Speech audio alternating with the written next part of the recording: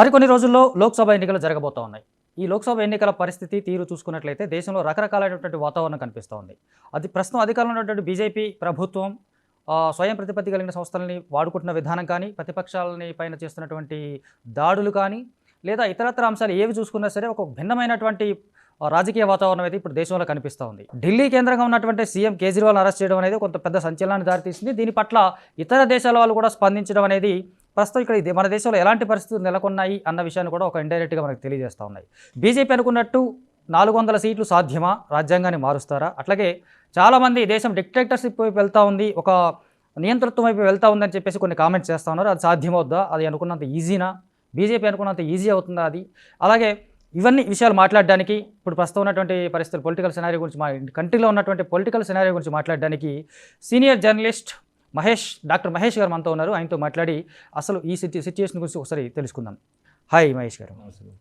అంటే మనం డైరెక్ట్గా విషయమని కాకుండా ప్రస్తుతం ఉన్నటువంటి కంట్రీలో ఉన్నటువంటి సిచ్యుయేషన్స్ ఎలా ఉన్నాయి అనేది, రాజకీయ పరిస్థితులు ఎలా ఉన్నాయి, ఢిల్లీలో ఆయన కేజ్రీవాల్ అరెస్ట్ తర్వాత కానీ, మొన్న కవిత అరెస్ట్ తర్వాత కానీ, లేదా ఇతర ప్రతిపక్ష పార్టీల మీద, ప్రాంతీయ పార్టీల మీద, ప్రధానంగా ఇండియా కూటమి మీద గవర్నమెంట్ చేస్తున్నటువంటి బీజేపీ ప్రభుత్వం చేస్తున్నటువంటి దాడులు కానీ ఇవన్నీ చూసుకున్నట్లయితే ఇప్పుడు ఒక దేశంలో ఉన్నటువంటి పొలిటికల్ సినారియో గురించి ఎలా ఉంది అంటే మీరేం చెప్తారు? అంటే నాకున్న అనుభవం ప్రకారం ఒక 3 జనరల్ ఎలక్షన్స్ని చూసిన, అంతకుముందు ఒక 2-3 ఎలక్షన్స్ గురించి చదివినటువంటి అనుభవం కూడా ఉంది. అంటే ఏ ఎన్నికల సందర్భంలోనైనా కానీ దేశ రాజకీయాలకు సంబంధించిన చర్చ కానీ, ఆయా పార్టీలకు సంబంధించినటువంటి మేనిఫెస్టోలు కానీ, ఎన్నికలలో ఏ పార్టీ ఏం చెప్తుంది, దాని ఆధారంగా ఓట్లు వేయాలనేటువంటి ప్రధానమైనటువంటి ఒక థీమ్ చుట్టూ ఎన్నికలు జరిగేవి.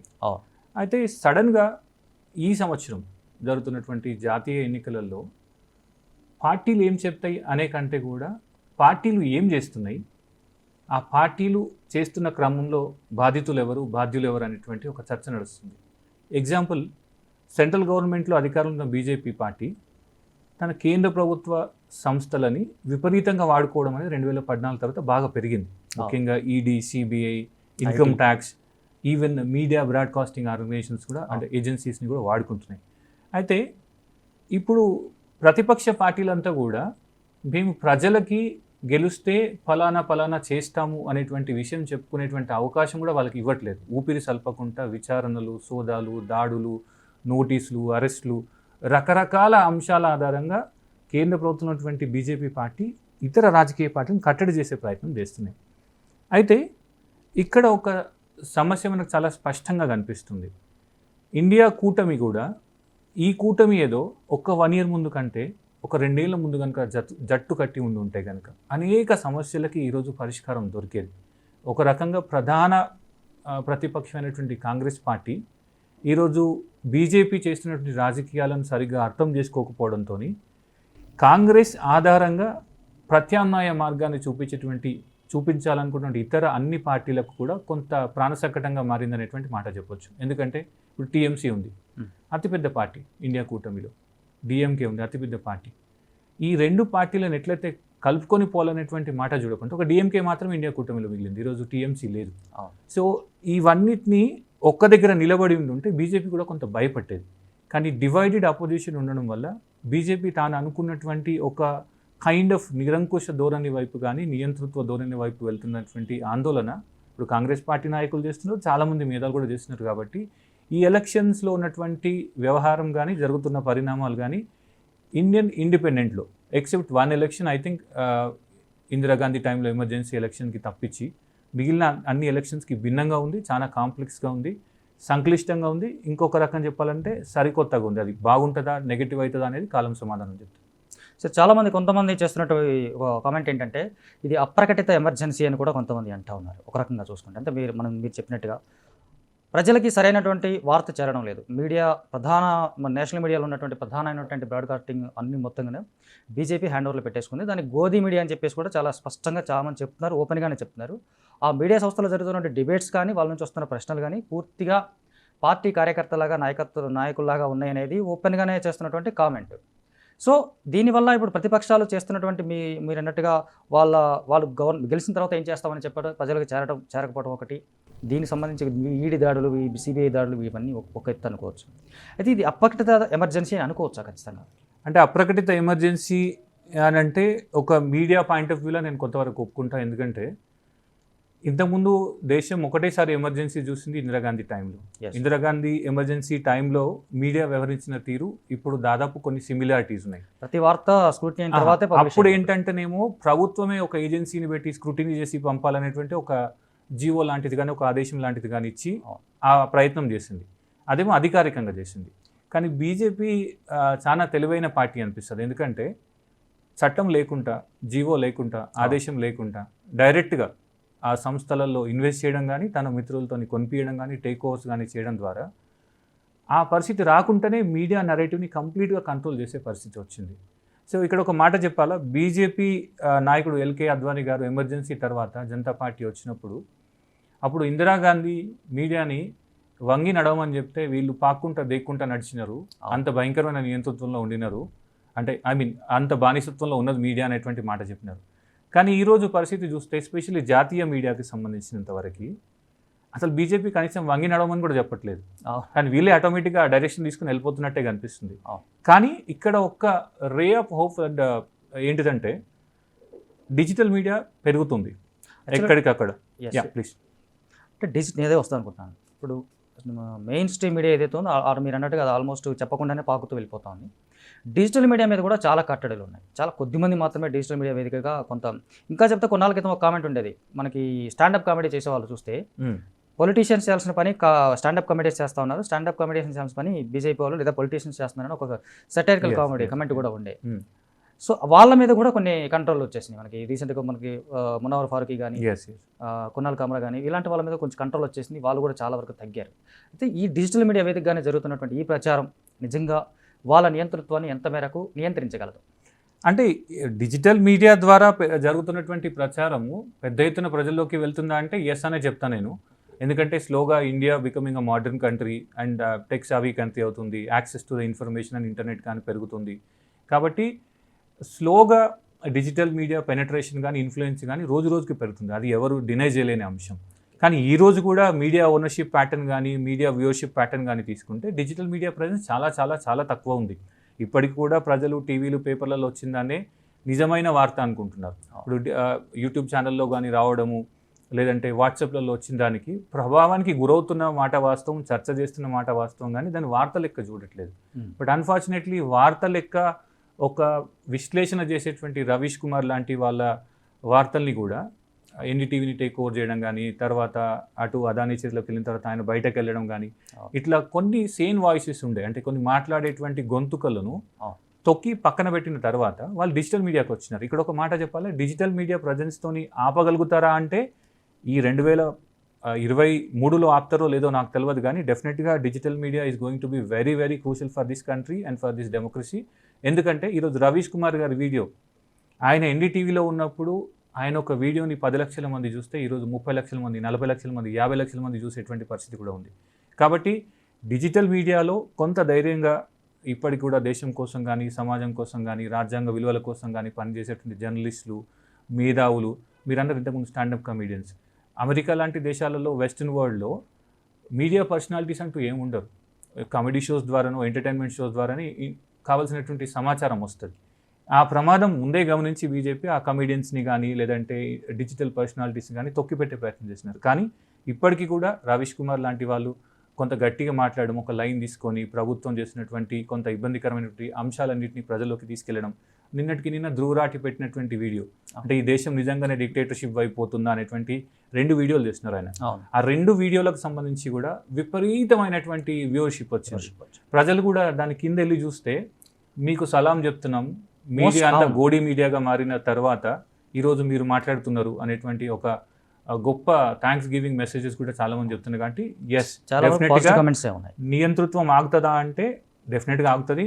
లేదంటే మీడియా వాళ్ళ చేతిలోకి వెళ్ళిపోయి ఇప్పటికీ 3.5-4 సంవత్సరాలు అయిన తర్వాత కూడా అగ్రెసివ్గా వెళ్లకుండా ఇంకా చూసి కొలుచుకుంటూ వెళ్తున్న బీజేపీ పరిస్థితి చూస్తే ఇన్ఫ్లుయెన్స్ డెఫినెట్గా ఉంది, భవిష్యత్తులో ఇంకా పెరిగే అవకాశం ఉంది.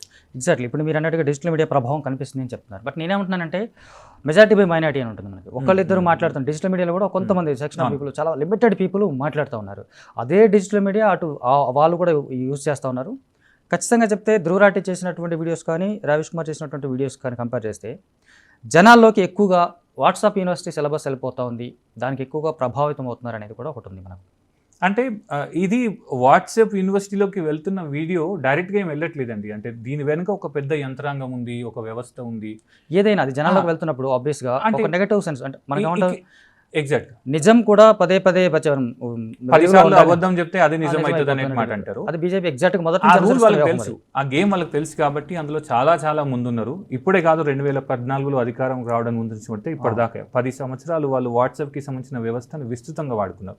నాట్ ఓన్లీ వాట్సాప్ అండి, ట్విట్టర్, ఫేస్బుక్, ఇన్స్టాగ్రామ్, ఎక్కడన్నా చూడండి వాళ్ళు. అసలు దేశ చరిత్రలో సెంట్రల్ గవర్నమెంట్ ఒక ఇన్స్టాగ్రామ్ సెలబ్రిటీస్తోని కానీ లేదంటే యూట్యూబ్ సెలబ్రిటీస్తోని డైరెక్ట్గా పార్ట్నర్షిప్ పెట్టుకొని, ఐఎన్బి పార్ట్నర్షిప్ పెట్టుకొని అనేక కార్యక్రమాలు చేసి వాళ్ళ ప్రాపగండాన్ని విస్తృతంగా చేసుకోగలిగినారు.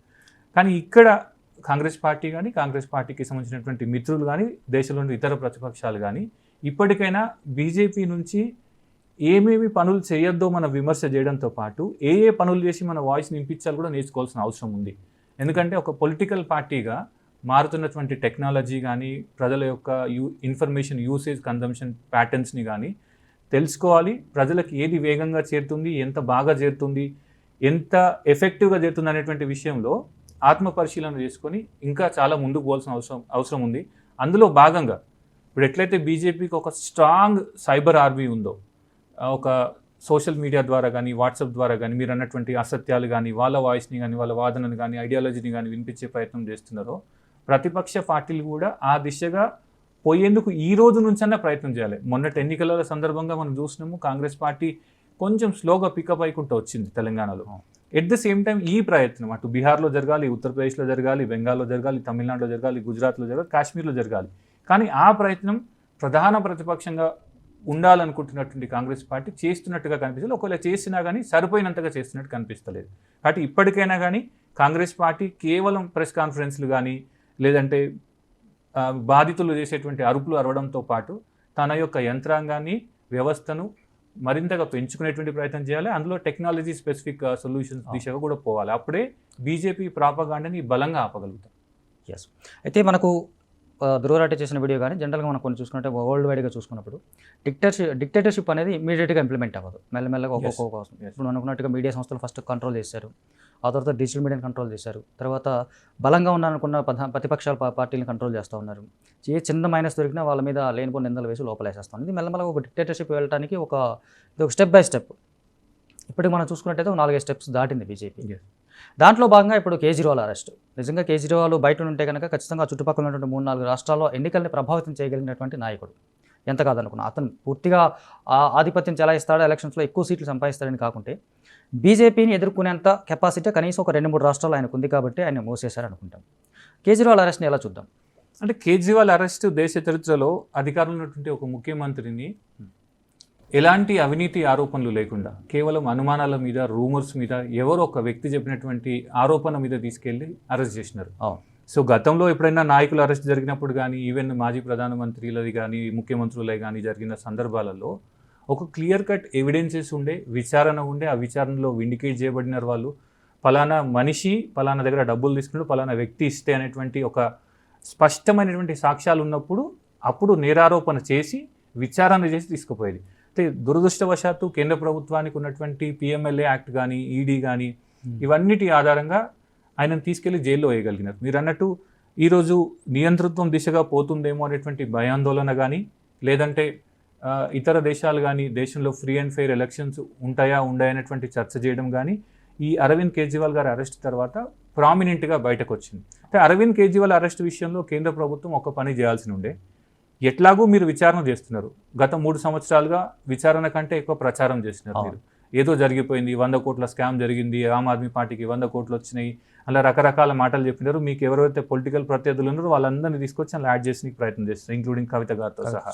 అయితే ఈరోజు మన సంజయ్ సింగ్కి బెయిల్ వచ్చిన సందర్భంగా సుప్రీంకోర్టు ఒక మాట అన్నది, మీరు ఇన్ని రోజుల దాకా 100 కోట్లు అన్నారు, 100 కోట్లు ఎక్కడున్నాయో తెలివై, ఇప్పుడు 100 కోట్ల మనీ ట్రయల్ ఎక్కడుంది చెప్పండి అని అంటే చాలా రోజులైంది కాబట్టి ట్రాన్సాక్షన్స్ జరిగి ఇచ్చిపుచ్చుకోవడం కాబట్టి ఇప్పుడు మీరు దొరకబట్టలేకపోయినటువంటి మాట ఈడీ చెప్తే, ఒక మాట సింపుల్గా సుప్రీంకోర్టు చెప్పింది, అసలు ఆడ డబ్బులే లేవు అనే మాట మీకు అర్థం కాలేనట్టున్నది, కానీ మాకైతే అర్థమైంది కాబట్టి ఆయనకు బెయిల్ ఇస్తున్నాం అనేటువంటి మాట చెప్పినారు.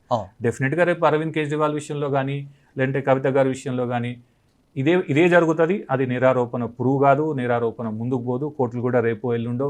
ఐ థింక్ వాళ్ళకు ఉన్నటువంటి కాన్షియస్నెస్ ఆధారంగా తీసుకొని సరైనటువంటి డెసిషన్ తీసుకోవాలని కోరుకుందాం. అయితే ఇంకొక మాట, అరవింద్ కేజ్రీవాల్ గారిని కనుక ఇప్పటికిప్పుడు బయటకి పంపించకపోతే ముఖ్యంగా అటు పంజాబ్ కానీ, ఢిల్లీ కానీ, హర్యానా ఇట్లాంటి ప్రాంతాలలో ఆమ్ ఆద్మీ పార్టీని ఆపొచ్చు అనేటువంటి ఒక భ్రమలో బీజేపీ ఉంది.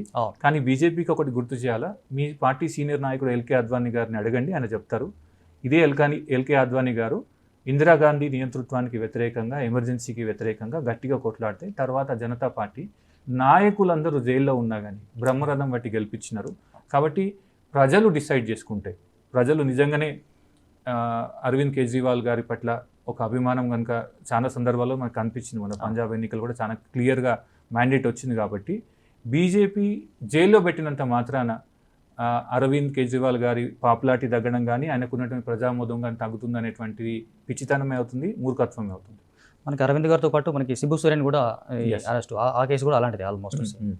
సో ఇప్పుడు అరవింద్ కేజ్రీవాల్తో పాటు ఇంకా చాలామంది లిస్టులో ఉన్నారని చెప్పేసి వాళ్ళ పార్టీ లీడర్కి ఒక న్యూస్ అన్నారు, అతీష్ అన్నారు. నాతో పాటు ఇంకొక 4 అరెస్ట్ అయ్యే అవకాశాలు ఉన్నాయని చెప్పి స్పష్టంగా ఆల్రెడీ చెప్పేశారంట. బీజేపీలో 10 days, 1 week 10 days టైం ఇస్తున్నాం, మేము 1 month టైం ఇస్తున్నాం, చేరితే బీజేపీలో జాయిన్ గా, లేదంటే నీ అరెస్ట్ కూడా తప్పదని ఆమెకు డైరెక్ట్గా వార్నింగ్స్ వచ్చాయి. నాతో పాటు ఇంకో 4 అరెస్ట్ కావచ్చు అని చెప్పినాయి. అంటే ఇది ఇంత నిస్సిగ్గుగా ఓపెన్గా జరుగుతున్న వ్యవహారాన్ని ఆపడం అసాధ్యం అంటారా? ఆపడం అసాధ్యమా అంటే మనకున్న డెమోక్రసీలో ఉన్న లిమిటేషనే అది కదా. మనం ఈరోజు ఒక ప్రభుత్వాన్ని ఎన్నుకుంటాం, ఆయన ఏదో చెప్పి అధికారంలోకి వస్తాడు, అడ్డగోలు గారి చేతిలో స్వర్గం చూపించి అధికారంలోకి వస్తాడు. వచ్చిన తర్వాత నీకు ఒక్క హామీ నెరవేర్చకున్నా కానీ మనం ఆయనను ఏం చేసే పరిస్థితి లేదు. వెస్టర్న్ వరల్డ్ లెక్క మన డెమోక్రసీలో రీకాల్ వ్యవస్థ లేదు. నీకు నచ్చినా నచ్చకున్నా మళ్ళీ 5 ఏళ్ళ వరకు నువ్వు వెయిట్ చేయాల్సిందే. అందుకే చాలా సందర్భాలలో కొంత డెమోక్రసీని రీఫార్మ్ చేయాలనేటువంటి చాలామంది మేధావులు కానీ, డెమోక్రటిక్ రీఫార్మర్స్ కానీ ఒక మాట చెప్తుంటారు, ఎన్నికలలో ఓటు వేసిన తర్వాత నువ్వు చేసేది ఏముండదు, కాబట్టి ఎన్నికలలో ఓటు వేయడానికి ముందే ఆలోచించడానికి మాట చెప్తున్నారు. ఇప్పటికిప్పుడు బీజేపీ చేస్తున్నటువంటి ఈడీ దాడులను కానీ, లేదంటే సోదాలను కానీ, సోదాల పేరుతో చేస్తున్నటువంటి అరెస్టులను కానీ ఆపే శక్తి ఎవరికైనా ఉన్నదా అంటే డెఫినెట్గా లేదు. ఎందుకంటే ఇప్పుడు వాళ్ళు అధికారంలో ఉన్నారు. మరి జూన్ 4 తర్వాత అధికారంలో ఉంటేనేమో మళ్ళీ ఎవరేం చేసేది ఉండదు, గట్టిగా వెళ్ళి కోట్లలో కొట్లాడడం, లేదా ప్రజలని సమాయత్తం చేయడము, ప్రజలను ఎన్లైటన్ చేయడం, ఎడ్యుకేట్ చేయడం తప్పించి వేరే ఆప్షన్ అయితే లేదు. నెక్స్ట్ 5 years ఆ టైంకి ప్రిపేర్ చేయడం తప్ప వేరే ఆప్షన్ లేదు 5 ఏళ్ళ వరకు. కాబట్టి నిజంగానే దేశంలో ఉన్నటువంటి ప్రజలు జరుగుతున్నటువంటి పరిణామాల పట్ల కొంత అవగాహన పెంచుకోవడం, ఆందోళనకరంగా ఉంటే సరైనటువంటి నిర్ణయం తీసుకొని రానున్న ఎన్నికలలో మీ ఆలోచన విధానానికి అనుగుణంగా ఆందోళన ఏదైనా ఉంటే ఆయా అంశాలను వ్యతిరేకించేటువంటి పార్టీలను సపోర్ట్ చేయాలి, అంతే తప్పించి కానీ గుడ్డిగా ఏదో ఎమోషన్లోనో, అది మతము, ప్రాంతము, కులము, లేదంటే ధనము, ఈ ఎమోషన్లో కనుక ఓటేస్తే డెఫినెట్గా మళ్ళీ 5 ఏళ్ల పాటు ఎవరు ఏమి చేసిన అధికారంలో ఉన్న వాళ్ళు సైలెన్స్గా ఉండడం తప్పించి ఇంకా చేయని పరిస్థితి. ఎగ్జాక్ట్లీ అదే అంటున్నారు. మొన్నటి వరకు బీజేపీ రామ మందిరం కడతామని చెప్పేసి ఓట్లు తీసుకుని గెలిచింది. ఇప్పుడు రామ మందిరం కట్టాం కాబట్టి ఓట్లు అడిగే పరిస్థితి ముందుకెళ్తుంది. నిజంగా రామ మందిరం ఇప్పుడు బీజేపీకి వర్కౌట్ అయ్యే అవకాశాలు ఉన్నాయంటారా? రామ్ మందిర్ వర్కౌట్ అవుతుందా లేదా అంటే రాష్ట్రంలో ఉన్నటువంటి బండి సంజయ్ గారిని అడిగితే తెలుస్తుంది. ఎందుకంటే బండి సంజయ్ గారి క్యాంపెయిన్ ట్రైల్ మీరు చూస్తే మీకు అర్థమవుతుంది. నేను ఎవ్రీడే పేపర్ చూస్తాను కాబట్టి ఎస్పెషల్లీ ప్రతిపక్ష నాయకులకు సంబంధించినటువంటి ఇంట్రెస్టింగ్ న్యూస్ ఎక్కువ మంచిగా అనిపిస్తాయి, గవర్నమెంట్ కొంచెం రెగ్యులర్ టిపికల్గా ఉంటాయి. అయితే బండి సంజయ్ గారికి సంబంధించినటువంటి వార్తల కవరేజ్ని మీరు లాస్ట్ ఒక 1.5 months నుంచి ఆయన గ్రౌండ్లో తిరుగుతున్నాడు. అసెంబ్లీ ఎన్నికలకు ముందు జై శ్రీరామ్ అనేటువంటి మాట లేకుండా, రామాలయం అనేటువంటి మాట లేకుండా, హిందూ ముస్లిం అనే మాట లేకుండా ఆయన స్పీచ్ ఉండకపోయేది. ఆ కంటెంట్ 80%, రిమైనింగ్ 20% ఉంటే ఈరోజు ఆ కంటెంట్ ఓన్లీ 20%, రిమైనింగ్ ఈజ్ 80% ఉంది. అంటే ఒక prominent Hindu face in Telangana అనుకునేటువంటి బండి సంజయ్ గారికే జై శ్రీరామ్ అనేటువంటి మాట చెప్పడం కానీ, అయోధ్య రామ మందిరం అనేది ఎమోషన్ కాదు, అది ఆల్రెడీ అయిపోయిన విషయం, ఫుల్ఫిల్ అయినటువంటి చర్చ. కాబట్టి దాని ఆధారంగా ప్రజలు ఇన్ఫ్లుయెన్స్ కారు అనేటువంటి ఆలోచన వచ్చినట్టుంది. అందుకే ఆయన సిరిసిల్లలో ఉన్న నేతన్న సమస్యల మీద మాట్లాడినాడు, కరువు పరిస్థితుల మీద మాట్లాడినాడు, రైతులకి డబ్బులు ఇవ్వాలి, నష్టపరిహారం చెల్లించాలి, పంట నష్టం అనేటువంటి మాట చెప్పినట్టు. కానీ ఇదే బండి సంజయ్ గారు గత 5 సంవత్సరాలుగా ఏ రోజు కూడా ప్రజా సమస్యల కంటే ఎక్కువ ఆయన చేయలేదని నేను ఎందుకంటాను, కానీ ప్రజా సమస్యలపైన కూడా ఆయన మాట్లాడి ఉంటారు, ఉద్యమాలు చేసి నిరసన కార్యక్రమాలు చేస్తుంటారు. కానీ ఎక్కువ శాతం మతము, పోలరైజేషన్ ప్రాక్టీస్ చేసినారు. ఇప్పుడు అది చేయట్లేదు. మీరు ఇంకొక మాట అరవింద్ గారిని కూడా చూడండి, నిజామాబాద్ అరవింద్ గారిని కూడా ఆయన మాక్సిమం సైలెంట్ అయిపోయారు, ఎస్పెషల్లీ జై శ్రీరామ్ అనేటువంటి మాట చెప్తారు. ఇంకొక మాట మీరు కొంచెం పైకి వెళ్ళి చూడండి, నేషనల్ వైడ్ ఢిల్లీలో ఉన్నటువంటి ఎవరు కూడా అయోధ్య రామ మందిరానికి సంబంధించినటువంటి ప్రామినెంట్ ఎజెండాగా తీసుకురావట్లేదు. మోడీతో సహా, అమిత్ షాతో సహా ఇంకా ఎవరు కూడా మాట్లాడారు. ఇప్పుడు కొత్త లైన్లు తీసుకున్నారు. ఏంటిది, మమ్మల్ని గెలిపియండి, మేము పలానా చేస్తాం, ఏంటిది రాజ్యాంగం మారుస్తామనో, ఎగ్జాక్ట్లీ వస్తున్నాను నేను. యూనియన్ అంటే యూసీసీ చేస్తాం, ఇట్లా అని చెప్తాం. ఇప్పుడు మనకి అసలు రాముడు వర్కౌట్ అవ్వడం అన్న విషయం బీజేపీకి స్పష్టంగా అర్థమైంది అనేది మీరు చెప్పేదాన్ని బట్టి తెలుస్తోంది. సో ఇప్పుడు నెక్స్ట్ అబ్కి బార్ 400 పార్ అని చెప్పేసి అంటున్నారు. 400 సీట్లు వస్తే రాజ్యాంగాన్ని మార్చాలంటే మనకు కొన్ని కీలకమైనటువంటి అభ్యంతరాలు ఇబ్బందులు వస్తూ ఉన్నాయి. మనకు మెజారిటీ ఉంటే కనుక ఇంకా ఛాన్స్ లేదు, హ్యాపీగా రాజ్యాంగాన్ని మార్చేసుకోవచ్చు అని చాలా ఓపెన్గానే వీళ్ళు స్టేట్మెంట్ చేస్తున్నారు. నిన్న రీసెంట్గా కూడా ఒక లేడీ ఒక మెంబర్ చెప్పేసింది. సో సాధ్యమా అసలు 400 సీట్లు బీజేపీ గెలుచుకోవడం సాధ్యమా? గెలిస్తే కనుక నిజంగా రాజ్యాంగాన్ని మారుస్తాం అంత ఈజీయా? 400 సీట్లు అంటే బీజేపీ, నేను ముందే చెప్పిన కదా, ఎలక్షన్స్ని ఎట్లా ఎదుర్కోవాలనే విషయంలో వాళ్ళది ఒక ప్రాపర్ మోడల్ అండి. అంటే మనం ఒప్పుకోకున్నా కానీ బీజేపీ ఎలక్షన్ క్యాంపెయిన్ కానీ, ఎలక్షన్ స్ట్రాటజీస్ని కానీ, ఎలక్షన్ టాక్టిక్స్ని కానీ దేశంలో ఉన్న అన్ని పార్టీల కంటే ఒక ఆకు ఎక్కువనే చదివింది. ఆ దిశగానే ఈ 400 అబ్కి బార్ మోడీ సర్కార్ అనే మాట లాస్ట్ టైం అయిపోయింది. ఇప్పుడు 400 అనేటువంటి మాట ఎందుకు చెప్తున్నారంటే 400 లేకున్నా 300 వచ్చినా చాలు వాళ్ళకి. గతంలో వచ్చిన సీట్లు వచ్చిన చాలు. ఎగ్జాక్ట్లీ. కానీ మనకి గత ఎన్నికల్లో చూసుకున్నట్లయితే నిజానికి ఓవరాల్గా చూసుకుంటే బీజేపీకి దేశవ్యాప్తంగా ఉన్న ఓటింగ్ పర్సెంటేజ్ 20-23%. ఇప్పుడు ఏదైతే బలంగా చూపించుకున్నారో ఇవన్నీ లాక్కున్నది, భయపెట్టి లాక్కున్నవి లేదా దాడులు చేయించి లాక్కున్నది ఇదే తప్ప నిజానికి బీజేపీకి ఓటింగ్ కెపాసిటీ అయితే లేదు. ఒకవేళ ఈ మధ్య కాలంలో పెరిగింది రామ మందిరం ఎఫెక్ట్, సరే ఇండైరెక్ట్గా పెరిగింది అనుకున్నా కానీ 300 సీట్లు వచ్చేంత ఓటింగ్ కెపాసిటీ బీజేపీకి లేదనేది స్పష్టం. అయితే అట్ ద సేమ్ టైం మళ్ళీ మనం అనుకుంటే కూడా వాళ్ళు ఏదైతే బలంగా అనుకుంటున్నారో ఉత్తరప్రదేశ్ కానీ, మధ్యప్రదేశ్ కానీ, గుజరాత్ కానీ కొన్ని ఏదైతే బలంగా మేము ఉన్నాం అనుకున్న ప్రాంతాల్లో ఇప్పుడు ఇండియా కూటమి కొంత స్ట్రెంత్ అనేది ప్రధానంగా ఉత్తరప్రదేశ్లో కాంగ్రెస్ కానీ మూలం ఎస్పీ కానీ కొంచెం వాళ్ళ అలయన్స్ స్ట్రాంగ్గా అక్కడ పనిచేసే అవకాశం ఉంది. ఇంతకుముందు వాళ్ళు గెలుచుకున్నంత స్ట్రెంత్ ఈసారి ఇంపాసిబుల్ అని అందరు విశ్లేషకులు అంటూ ఉన్నారు. అంటే మీరు చెప్పింది 100% వాస్తవం. గతంలో హిందీ బెల్ట్లో కానీ పెద్ద రాష్ట్రాలైనటువంటి మిగిలిన ప్రాంతాల్లో కర్ణాటక లాంటి దగ్గర కానీ నాన్ హిందీ బెల్ట్ ప్రాంతాలలో దాదాపు 80-99% సీట్లు కూడా వాళ్ళు గెలుచుకున్నారు. కాబట్టి సేమ్ మ్యాజిక్ రిపీట్ అవుతుందా అంటే I don't think so. Very simple reason ఏంటంటే గతంలో ఉన్నటువంటి ఎంపీలు ఈసారి కూడా అదే ఎంపీలకు దాదాపుగా ఇచ్చినారు. అంటే ఎస్పెషల్లీ 100 మందిని మార్చినామన్నారు, 100 మంది వరకు మారుస్తున్నటువంటి మాటలు వచ్చినాయి. ఎన్ని చేసినా మళ్ళీ బీజేపీకి ఉత్తరప్రదేశ్లో ఉన్నటువంటి అన్ని సీట్లని మొత్తం ఇస్తారా అంటే ఇవ్వకపోవచ్చు. ఎందుకంటే అప్పుడు రకరకాల అంశాలు ఉండే. ఒకటి హైపర్ నేషనలిజం ఉండే, హైపర్ కమ్యూనలిజం ఉండే. ఒకటి అప్పుడు మనం పాకిస్తాన్కి వెళ్ళి మనం కొట్టొచ్చినాం అనేటువంటి మాట చెప్పినాం. ఈసారి మళ్ళీ వస్తే రామ మందిర్ కడతాం అంటున్నారు. కానీ ఇంకా టైం, మనకి ఎన్నికలు పూర్తి కావడానికి ఇంకో 50 రోజులు ఉంది. కాబట్టి ఏ లైన్ ఏ స్టేట్ వైజ్ ఉన్నప్పుడు ఏ లైన్ తీసుకుంటారు, ఏ లెక్క ప్రకారం ఆ స్టేట్ని ఇన్ఫ్లుయెన్స్ చేయడానికి ట్రై చేస్తారు అనేది ఒకటి ఆలోచించాలి. ఎస్పెషల్లీ ఇక్కడ బీజేపీ తన బలం కంటే కూడా తన ప్రత్యర్థుల బలహీనత పైన ఎక్కువ ఫోకస్ చేసినట్టు కనిపిస్తుంది. అందుకే వాళ్ళంతా గట్టిగా చెప్పడానికి కారణం ఏంటంటే మా పరిపాలన గొప్పగా ఉంది కాబట్టి మాకు ఓటేస్తారనేటువంటి మాట కంటే కూడా కేవలం రాజకీయ విమర్శలు చేస్తూ, అంటే రాహుల్ గాంధీ పైన కానీ ఇతర ప్రతిపక్షాల పైన కానీ వారసత్వ రాజకీయాలు ఇట్లాంటి రకరకాల అంశాలు చెప్తున్నారు. కానీ మేము పలానా చేసినాం అనేటువంటి మాట చెప్పట్లేదు. కానీ మీరు 18 క్యాంపెయిన్ చూస్తే అప్పుడు వాళ్ళు రిపోర్ట్ కార్డ్ ప్రజెంట్ చేసుకొని మేము ఇంతమందికి టాయిలెట్స్ కట్టించినాము, ఇంతమందికి గ్యాస్ కనెక్షన్లు ఇచ్చినటువంటి రకరకాల మాటలు చెప్పుకొని బ్యాంక్ అకౌంట్లు ఇచ్చినటువంటి మాట చెప్పి ఓట్లు అడిగినారు. ఇప్పుడు ఆ పరిస్థితి కనిపిస్తలేదు. ఇప్పుడు ఎంతసేపు ఏదంటే భావోద్వేగం చుట్టూ తిప్పే ప్రయత్నం చేస్తున్నారు. భావోద్వేగం అంటే అటు రాజ్యాంగాన్ని మార్చి మెజారిటీ హిందూస్కి కానీ మెజారిటీ ప్రజలకి కానీ లబ్ధి చేకూర్చేటట్టు ఆ ట్వీక్ చేస్తున్నటువంటి మాట చెప్తున్నారు. పైగా ఏంటంటే యూనియన్ సివిల్ కోడ్ అనేటువంటి ఇట్లాంటి రకరకాల మాటలు చెప్పి ప్రజలని భావోద్వేగులు చేసి యూనిఫామ్ సివిల్ కోడ్ ద్వారా మేము అందరం ఇన్ని రోజుల దాకా ముస్లిమ్స్కి ఒక డిఫరెంట్ ఒపీనియన్ ఉంది, డిఫరెంట్ లగ్జరీ ఉంది లీగల్గా, మేము దాన్ని తీసేస్తాము, హిందూ ముస్లిం సమానం చేస్తాము, రకరకాల అంటే ప్రజలు ఏం కోరుకుంటారు అనేటువంటి అంశంలో ఎమోషన్ విషయంలో చాలా క్లారిటీ ఉంటుందండి బీజేపీకి. దాని ఆధారంగా గేమ్ ప్లే చేయడానికి ట్రై చేస్తున్నారు. కానీ ఇక్కడ మనం అందరం గుర్తుపెట్టుకోవాలి, పెద్ద స్టేట్స్లో ఆల్రెడీ 90%+ సీట్లు వాళ్ళ చేతిలోనే ఉన్నాయి. ఇప్పుడు మళ్ళీ తిరిగి 90%+ సీట్లు వస్తాయా అని అంటే ఐ డోంట్ థింక్ సో, రావు. కాబట్టి గతంలో వచ్చినటువంటి 300 సీట్లకు పైగా మళ్ళీ వస్తే అదే గొప్ప బీజేపీకి. అంటే చాలామంది చెప్పేది ఏంటంటే ఈసారి 300 సీట్లు ఇంపాసిబుల్ రావడం అనేది విశ్లేషకులు చెప్తున్నారు. జనరల్గా రాజకీయ విశ్లేషకులు కానీ, పొలిటికల్ అనలిస్టులు కానీ, మేధావులు కానీ వీళ్ళు కొన్ని క్యాలిక్యులేషన్స్ పెట్టుకుంటున్నారు. ఆ క్యాలిక్యులేషన్స్ని బట్టి ఈసారి 150 మహా అయితే 200 వరకు సీట్లు వచ్చే అవకాశం ఉందని చెప్తున్నారు. ఇంకొకటి ద సేమ్ టైం అబ్కి బార్ 400 పార్ అనే ఒక డైలాగ్ వెనక కూడా బీజేపీ ఒక ఆత్మరక్షణ ధోరణి, అంటే భయపడుతున్నవాడు నాకు భయపడుతున్నానని చెప్పకుండా ఏదో రకరకాలుగా అరుస్తూ ఉంటాడు కదా, ఆ కోణంలో జస్ట్ మేము ఓడిపోబోతున్నాం లేదా మాకేదో బీజేపీ రాబోయే ఎన్నికల్లో ఖచ్చితంగా ఒక ఎదురు దెబ్బ తినబోతుంది అనే విషయాన్ని దాచడానికి లేదా వ్యూహంలో భాగంగా 400 సీట్లు కొట్టబోతున్నాం అని ప్రచారం చేసుకుంటున్నారనే వాళ్ళు కూడా ఉన్నారు. దీనికి ఏమంటారు? అంటే 2004 టైంలో కూడా ఇండియా షైనింగ్ క్యాంపెయిన్ తీసుకున్నారు. అంటే దేశం వెలిగిపోతుంది, భారత్ వెలిగిపోతుంది అనేటువంటి మాట తీసుకున్నారు. వాజ్పేయి గారు మోడీ గారి కంటే ఎక్కువ యాక్సెప్టెన్స్ ఉన్నటువంటి లీడర్, అంటే అన్ని వర్గాలలో.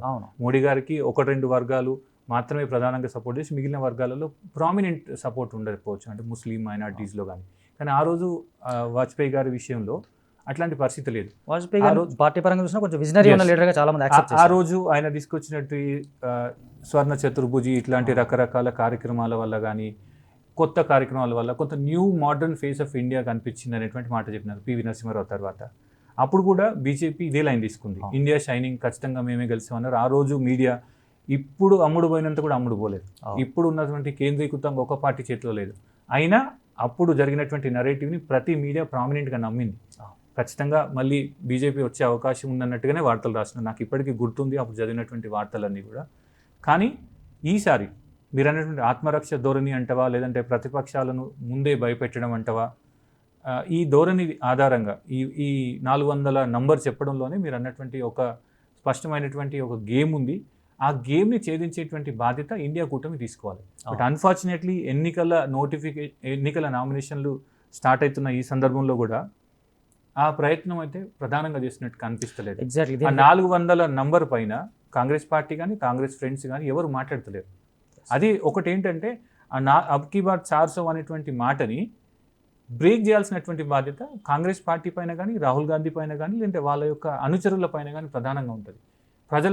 ప్రజలు చేస్తే కానీ విశ్లేషకులు చేస్తే కానీ పోదండి. అంటే విశ్లేషకులు ప్రజలు ఏం చేయగలుగుతారు, గ్రౌండ్లో ఉన్న ముచ్చట 4 చెప్పగలుగుతారు, జర్నలిస్టులు 4 ముచ్చలు చెప్పగలుగుతారు. కానీ ప్రజలలోకి వేగంగా ఎక్కువ ఇన్ఫ్లుయెన్స్గా తీసుకుపోయేటువంటి శక్తి ప్రధానమైనటువంటి రాజకీయ పార్టీలకు ఉంటుంది. వాళ్ళు ఇప్పుడైనా చెప్పాలి నిజంగా 200 రావట్లేదంటే మమతా బెనర్జీ గారు మొన్న ఒక మంచి మాట చెప్పినారు, మీకు 200 కూడా రావనేటువంటి మాట చెప్పినారు. ఆ మాట కాంగ్రెస్లో ఎందుకు చెప్తలేరు ఇప్పటివరకు అర్థమవుతలేదు.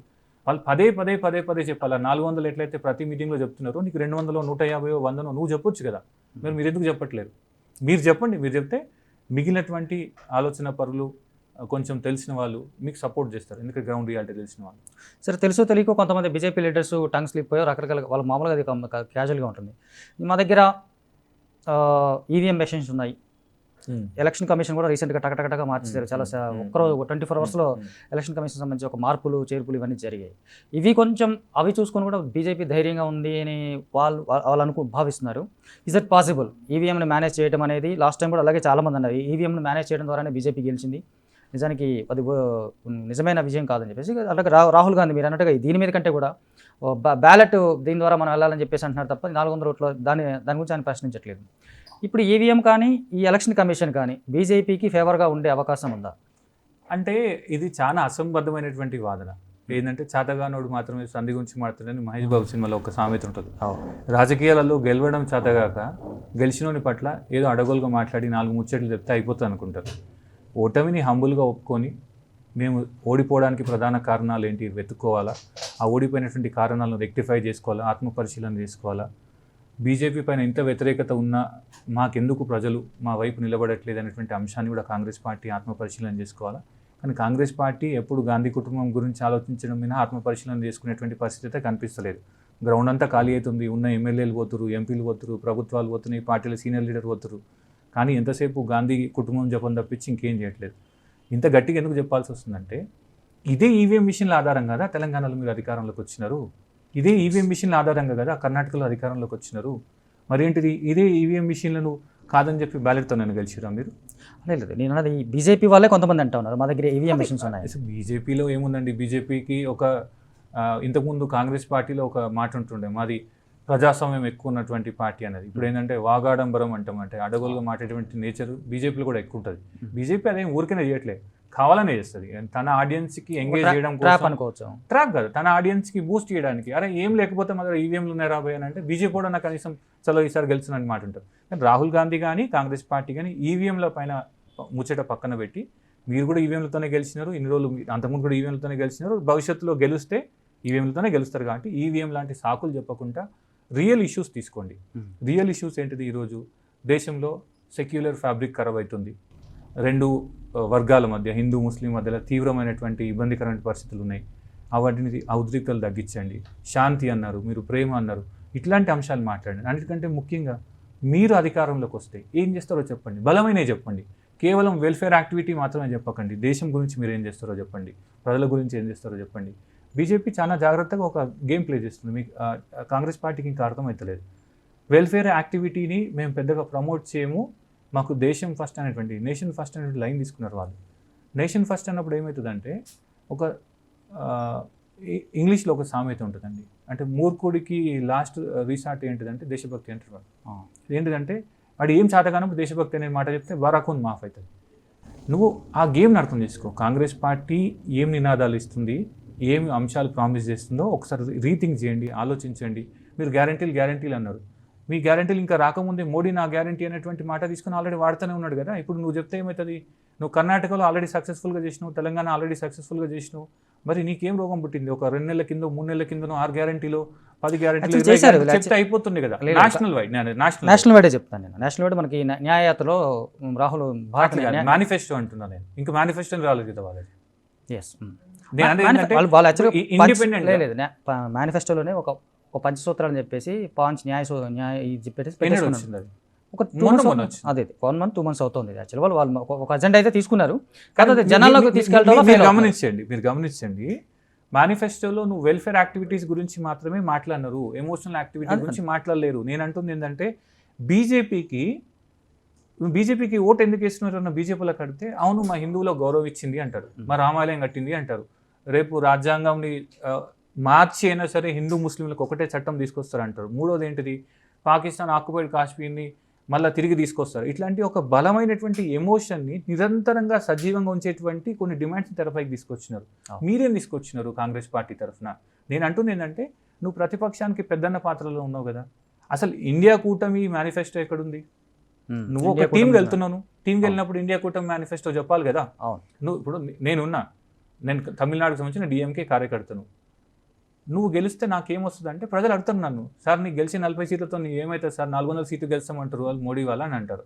అప్పుడు నువ్వేం చెప్పాలి? చూడు బాబు, మేము డిఎంకే అయినా కానీ మేము ఇండియా కూటమిలో ఉన్నాము, మాకే 300 సీట్లు వస్తున్నాయి, 400 సీట్లు వస్తున్నాయి కాబట్టి మాకు ఇండియా కూటమి అయిన తర్వాత గిరిస్తాము. దక్షిణ భారతదేశానికి సంబంధించిన అన్యాయాన్ని, వివక్షను మేము తగ్గిస్తాం.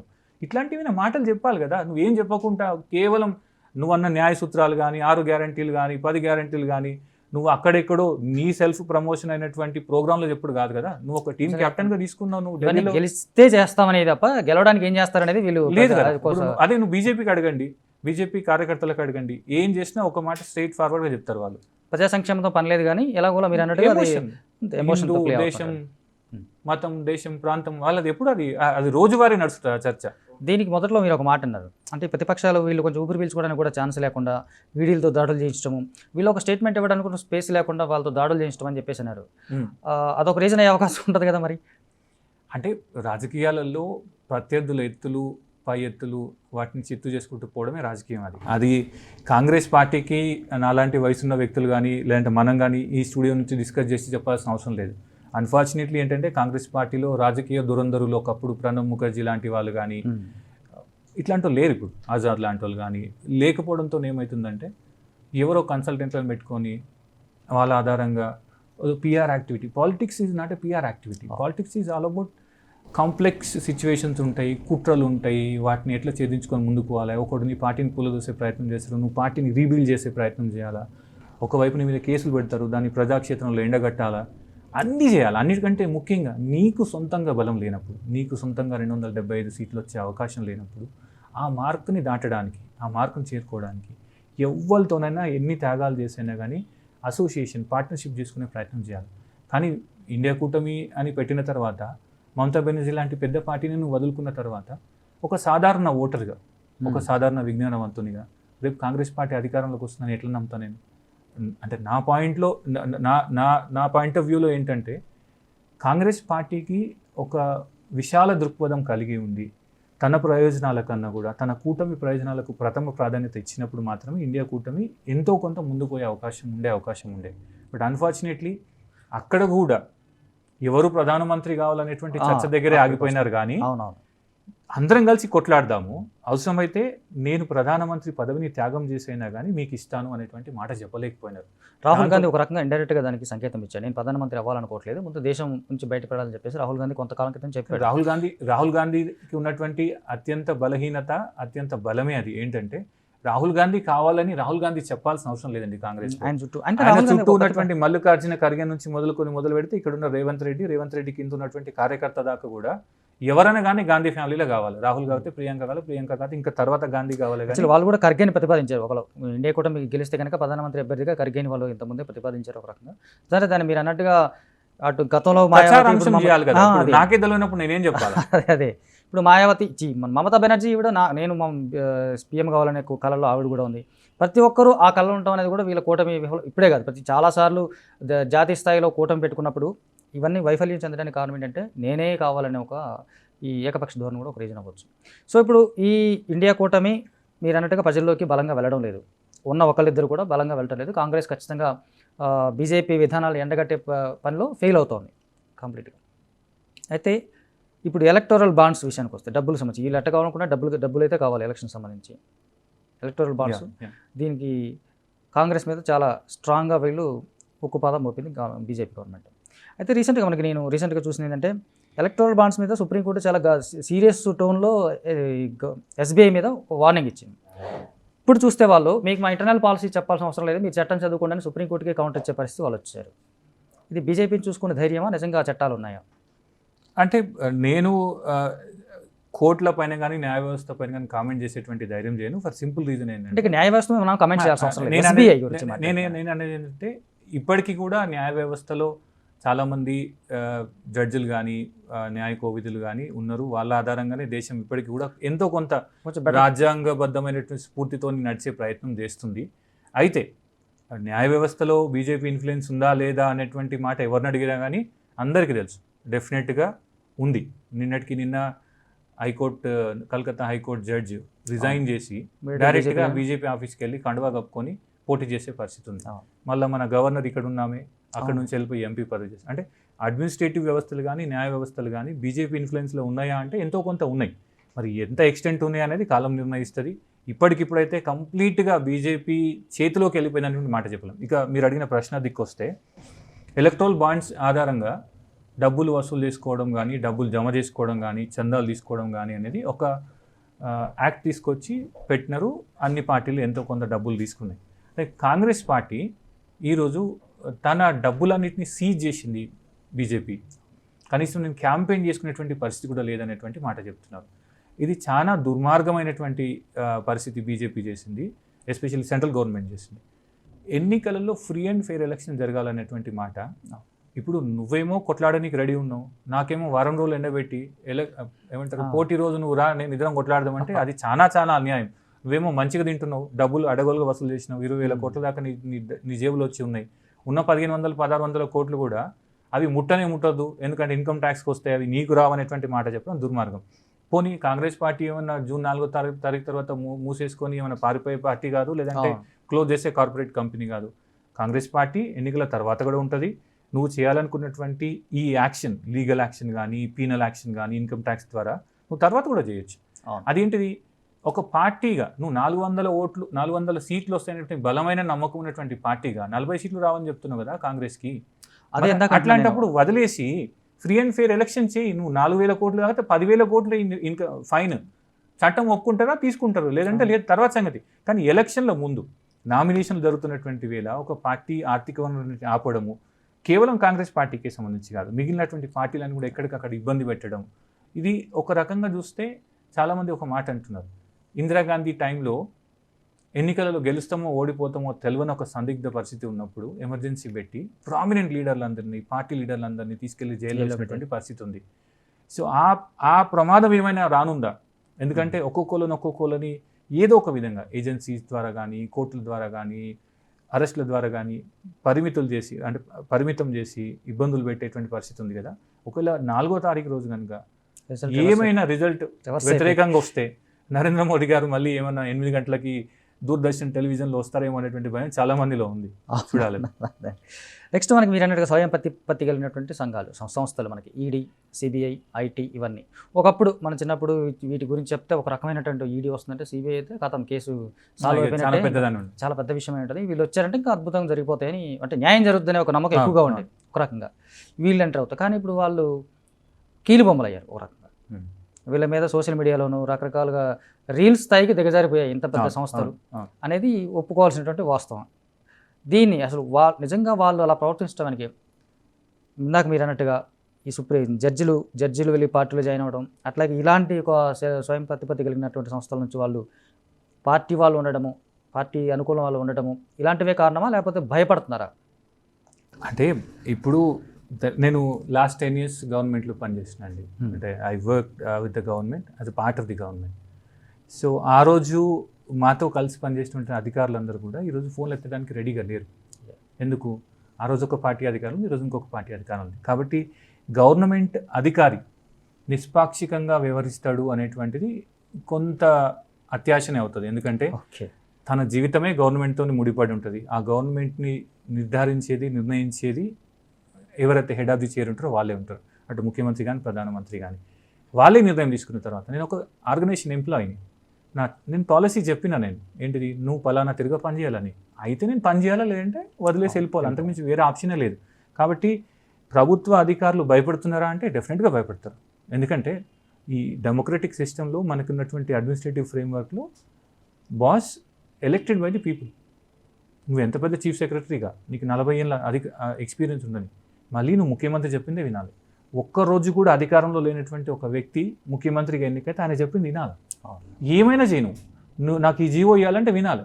నువ్వు వినలేవనుకో నిన్ను తీసేసి ఇంకోని పెట్టుకొని వాంతం జీవిపించుకునే పరిస్థితి కూడా వాళ్ళ అధికారంలో ఉంటుంది. కాబట్టి ఈడీలు, సిబిఐలు, ఇన్కమ్ ట్యాక్స్లు ఇవన్నీ ఎప్పుడైనా కానీ ప్రభుత్వాల చేతిలోనే ఉన్నాయి. దానికి కాంగ్రెస్ ప్రభుత్వం ఏమాత్రం మినహాయింపు కదా. ఆ రోజుల్లో కూడా ఖచ్చితంగా ఈడీలు, సిబిఐలు వాళ్ళ చేతిలోనే ఉన్నాయి. వాళ్ళు కూడా దాడులు చేపించారు, స్థానిక పార్టీలపైన, ప్రాంతీయ పార్టీలపైన ఒత్తిడులు చేసినారు. రాష్ట్ర ప్రభుత్వాన్ని కూల్చేసిన పరిస్థితి కూడా కాంగ్రెస్లో ఉంది.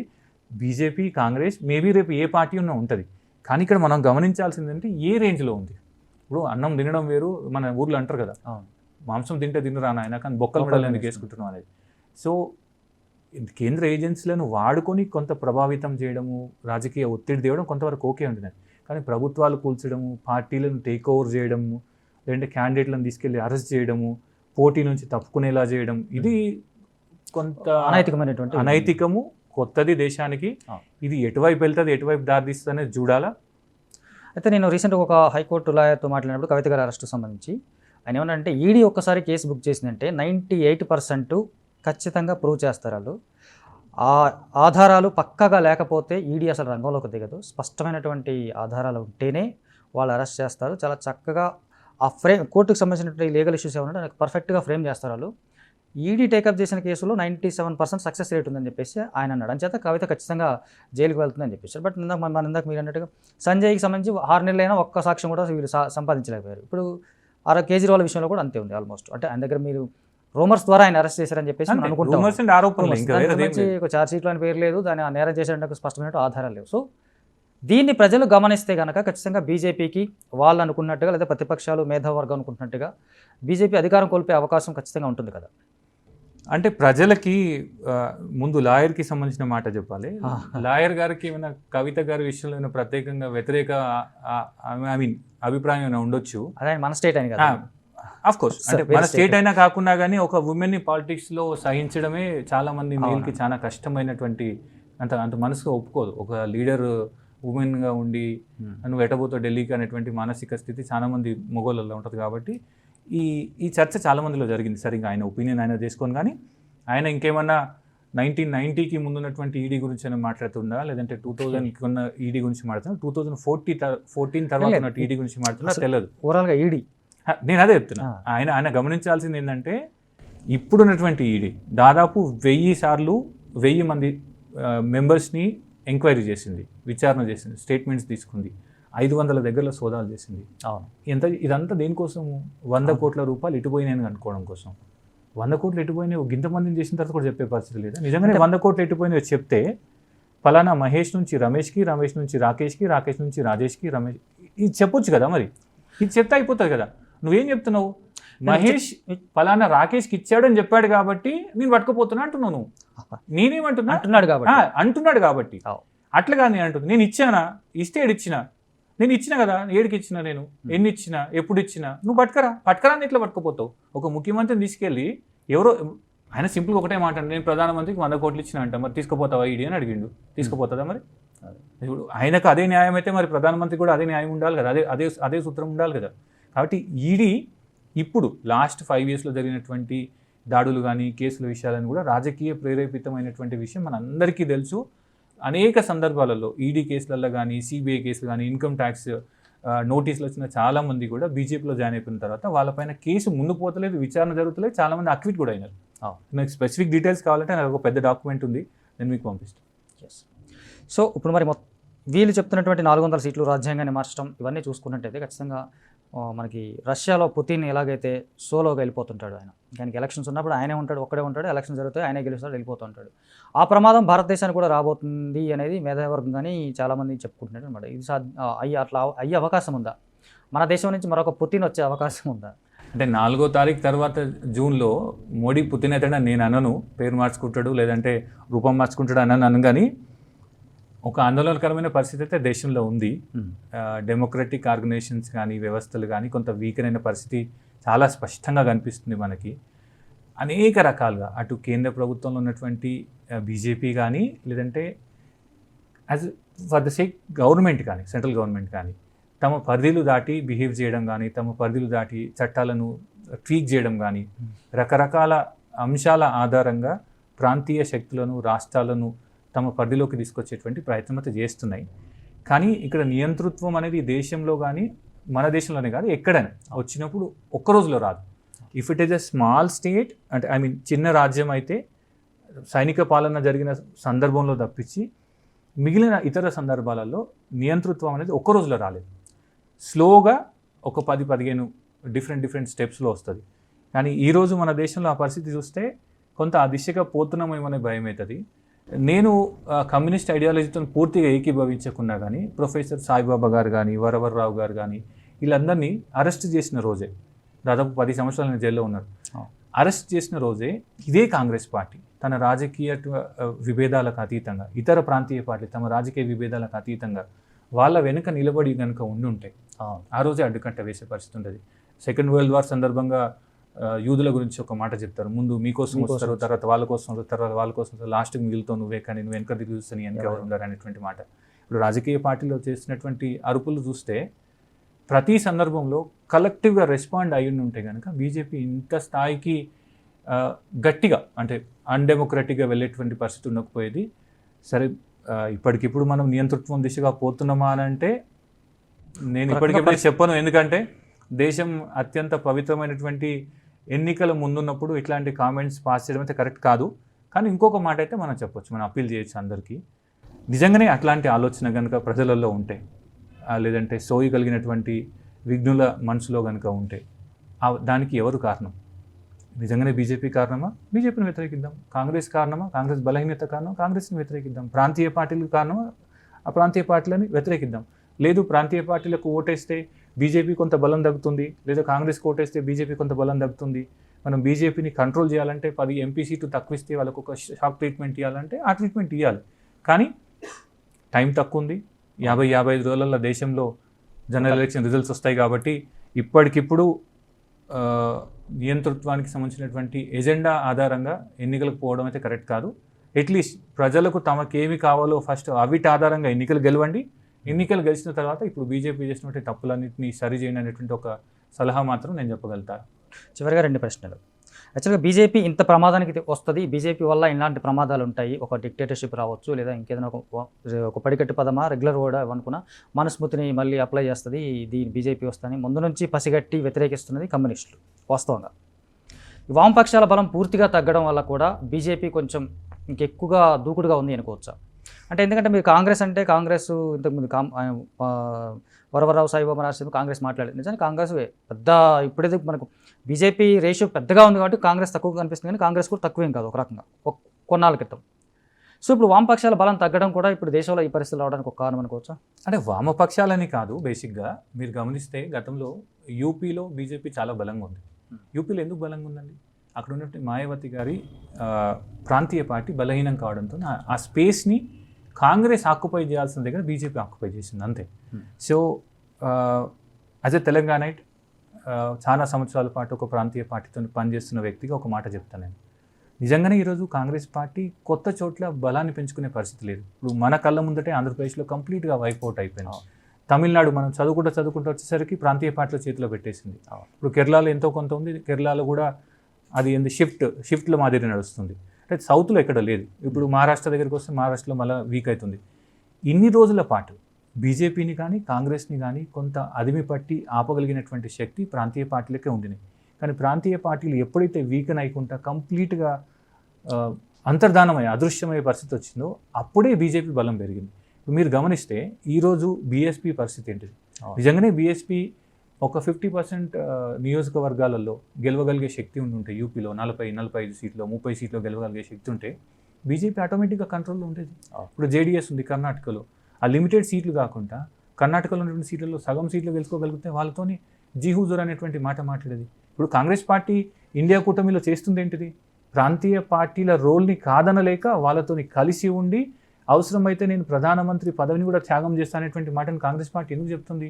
ప్రాంతీయ పార్టీలు లేకపోతే బీజేపీని ఆపలేము, ప్రాంతీయ పార్టీలు ఉన్న దగ్గర మాత్రమే మనం వాళ్ళతో కలిసి 4 సీట్లు సంపాదించవచ్చు, లేదంటే మాకున్న సీట్లకి వీళ్ళ బలం తోడైతే తప్పించి కానీ ఆపలేమనేట్టు మాట. అంటే ఫైనల్గా నేనేం చెప్పదలుచుకున్నా అంటే ఏ దగ్గరైనా కానీ మనం చిన్నగున్నప్పుడు ఒక మాట చెప్పినారు, భిన్నత్వంలో ఏకత్వం అనే మాట చెప్పినారు. అది యాక్చువల్గా సమాజం గురించి చెప్పినారు, కానీ నేను దాని పాలిటిక్స్లో కూడా పర్ఫెక్ట్గా ఉంటుంది అనేటువంటి మాట చెప్తాను. ఎందుకంటే ఎన్ని భిన్నమైనటువంటి పార్టీలు ఉంటాయి, అంత వైడ్ వెరైటీ ఆఫ్ రిప్రజెంటేషన్ పార్లమెంట్లో ఉంటుంది, సెంట్రల్ గవర్నమెంట్లో ఉంటుంది. కాబట్టి అట్లా ఉన్నప్పుడు మాత్రమే ఈ ఏక పార్టీ దిశగా దేశం పోకుండా, మీరు అన్నటువంటి నియంతృత్వం దిశగా పోకుండా ఉండాలంటే రీజనల్ పార్టీలు ఉండాలి, సబ్ రీజనల్ పార్టీలు ఉండాలి, అవసరమైతే తెలివైనటువంటి ఇండిపెండెంట్లు కూడా దేశంలో ఎన్నికలలో గెలవగలిగే పరిస్థితి రావాలి.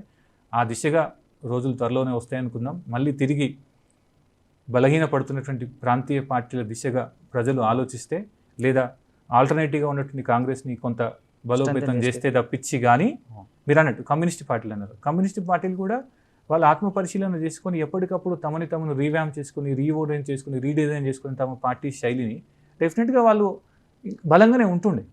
బట్ అన్ఫార్చునేట్లీ ఏమైంది, కమ్యూనిస్టులు ఖాళీ చేసినటువంటి వెస్ట్ బెంగాల్ని అసలు జీవితంలో ఎవడు ఊహించలేదు.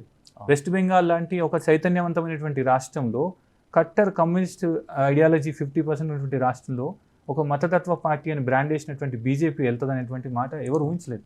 కానీ ఈరోజు బీజేపీ ఆడ మమతా బెనర్జీతో సగం సీట్లు పంచుకునే పరిస్థితిలో ఉంది.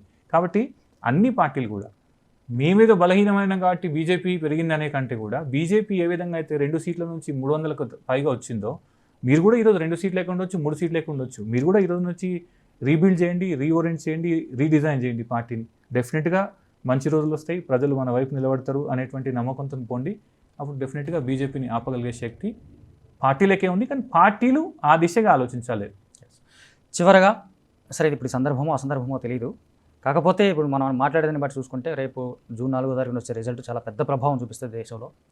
ఇటైనా అటైనా ఒక పెద్ద మార్పు అయితే రాబోతూ ఉందనేది కనిపిస్తూ ఉంది.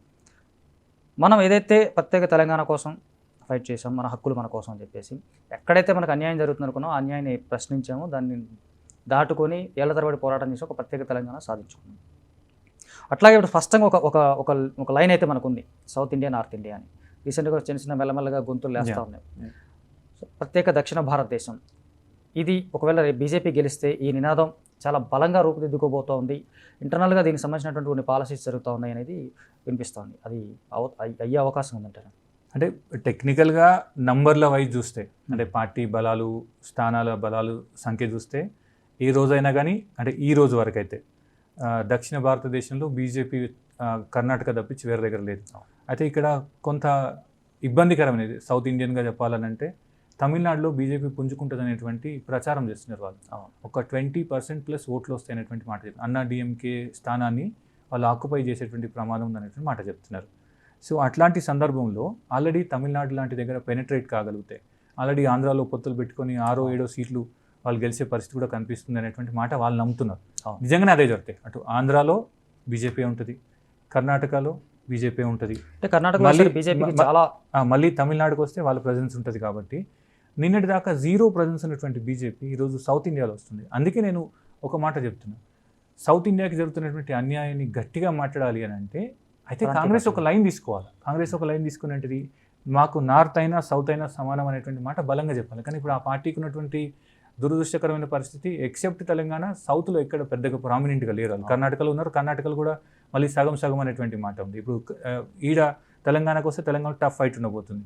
కాబట్టి వాళ్ళకి ఏమన్నా ఉన్నటువంటి పెద్ద రాష్ట్రాలు, అటు కర్ణాటక కాకుండా చూస్తే కొంత మహారాష్ట్రలో 3-4 పార్టీలు ఉన్నాయి. ఇటు రాజస్థాన్ పోవాలి, రాజస్థాన్లో గట్టిగా మాట్లాడే పరిస్థితి లేదు. పంజాబ్లో పోతే పంజాబ్లో ఆమ్ ఆద్మీ పార్టీ ఉంది. కాబట్టి వాళ్ళకు కూడా ఒక టైట్ రోప్ బ్యాలెన్స్ అనేటువంటి పరిస్థితి ఉంది. కానీ మీరన్న ప్రశ్నకి మళ్ళీ మనం చర్చ చేస్తే సౌత్ ఇండియా వైపు ఏమైనా డిమాండ్ వస్తుందా అని అంటే దేశం విడిపోవాలనేటువంటి డిమాండ్ వస్తుందా రాదా నేను చెప్పలేను. కానీ రావద్దనే కోరుకుంటా. ఒక సగటు భారతీయుడిగా ఈ దేశం ఐక్యంగానే ఉండాలి, పెద్దగానే ఉండాలి, బలమైన దేశంగా ఉండాలి. అన్నిటికంటే ముఖ్యంగా ప్రపంచం గుర్తిస్తుంది ఈరోజు అంటే మన సైజ్ ఆఫ్ జనాభా కానీ మన సైజ్ ఆఫ్ జాగ్రఫీ వల్ల కానీ. అది చిన్న కావాలని ఏ భారతీయుడు కోరుకోను, నేను కూడా కోరుకోను. ఎట్ ద సేమ్ టైం నువ్వు కావాలని నీకున్నటువంటి ఒక పక్షపాత ధోరణితో ఒక సగం భారతదేశాన్ని, సగం ప్రజలని నా వ్యక్తులు కాదు, నా ప్రాంతం కాదు అనేటువంటి ఒక ఆలోచనతోని దుర్మార్గంగా నిధుల విషయంలో కానీ, చట్టాల విషయంలో కానీ, భాషను రుద్దే విషయంలో కానీ బలవంతం చేస్తే మాత్రం ఎవ్వరూ ఒప్పుకోరు. ఎక్కడైతే అన్యాయం జరుగుతుందో అక్కడ పోరాటం వస్తుంది, ఎక్కడైతే పోరాటం మొదలవుతుందో అక్కడ డివిజన్ వస్తుంది. కాబట్టి ఆ డివిజన్ దాకా పోకముందే, పోరాటం దాకా పోకముందే ఒక విశాల దృక్పథం, విశాల భారతదేశ దృక్పథం ఉన్నటువంటి బీజేపీ మా విధానం అఖండ భారత్ అని మాట చెప్పుతారు. కాబట్టి అఖండ భారత్ సంగతి దేవుడు వరకు ఉన్న భారతాన్ని ఖండాలు కాకుండా చూసుకుంటే మంచిదనేటువంటి మాట చెప్పగలుగుతాం. ఎస్, థ్యాంక్ యూ మహేష్ గారు. సో దేశం డిక్టేటర్షిప్ వైపు వెళ్తుంది, నియంతృత్వం వైపు వెళ్తూ ఉంది, ఏక పార్టీ ధోరణి వైపు వెళ్తూ ఉందని చెప్పేసి అటు దేశవ్యాప్తంగా రకరకాల ఆందోళనలు వినిపిస్తున్న నేపథ్యంలో ప్రతి ఒక్కరూ ఆలోచించుకోవాలి. జాతీయ పార్టీలు కానీ ప్రాంతీయ పార్టీల మధ్య ఉన్నటువంటి సమన్వయాన్ని అర్థం చేసుకోవాలి. ఖచ్చితంగా ఈ దేశం ఒక గొప్ప దేశంగా నిలబడాలి అంటే ఖచ్చితంగా మనం ఓటేసేటప్పుడు ఆలోచించి ఓటు వేయాల్సిన అవసరం ఉంటుంది. ఓటు వేసిన తర్వాత ఆ ఓటర్కి కానీ ఆ వ్యక్తికి కానీ పెద్దగా ఎలాంటి వాల్యూ ఉండదన్న విషయం మనందరికీ తెలుసు. 5 ఏళ్ల పాటు అధికారంలో ఉన్న ఏ పార్టీ అయినా తీసుకునే ప్రతి నిర్ణయానికి మనం బాధ్యులుగా ఉంటామో తప్ప తిరిగి ప్రశ్నించడానికి అవకాశం లేదు. కాబట్టి ఓటు వేసే ముందే కాస్త విజ్ఞతతోటి ఆలోచించి ఒక సరైనటువంటి నిర్ణయం తీసుకొని ఓటు వేద్దాం. ప్రజలంతా ఆ దిశగా ఆలోచిస్తారని కోరుకుంటూ ఇది ఇవాళ డిబేట్. Thank you.